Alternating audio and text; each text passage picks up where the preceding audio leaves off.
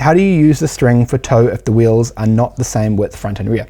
Yeah, so the idea here is that we're using this parallelogram setup and we're centering it to the center line of the car. So what I'll do here is maybe do a little bit of a sketch. It's definitely easier to visualize when I sketched it out like this rather than just talk about it. So let's say we've got an overhead view of our car here, and we've got our, let's say we've got our wheels sitting like this.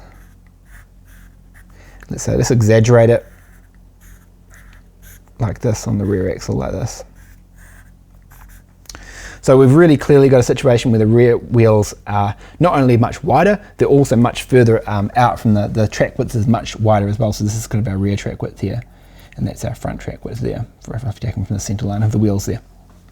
So the really important point to understand about this whole wheel alignment setup, it's all based around having those strings parallel to each other. And the key to that is as long as those little slots that the string sits in are exactly the same width apart, which is really easy to do because all you need to do is put these two bars next to each other and cut the slots in the same position. That's really trivial. Now we're going to run these strings down. Not very straight, but you get the idea. These are our strings, and because these are placed the same width apart, we know these are parallel to each other. What we don't know for a start is that these strings are parallel to the center line of the car, which is obviously the bit that's most important. The center line of the car is really the reference that we're working towards there.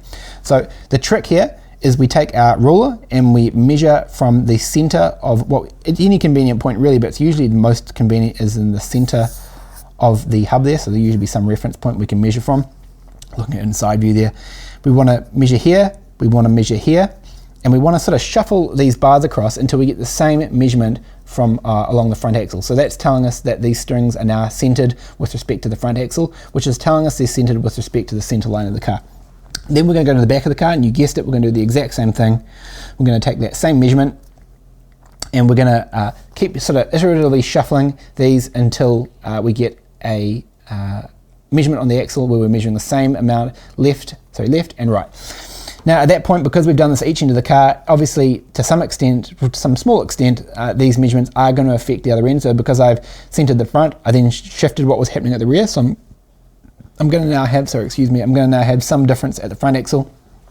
Now all I need to do is sort of iterate to go between the front and the rear axle, and typically you'd maybe do 3-4 times. You'd sort of end up iterating to shuffling those string bars along until you get it centered to the center line of the car. So hopefully you see there, it doesn't matter whether you have different track widths, it doesn't matter if you have different wheel sizes or wheel widths. It doesn't actually change anything. All we're doing is centering it to the center line of the car itself. But good question.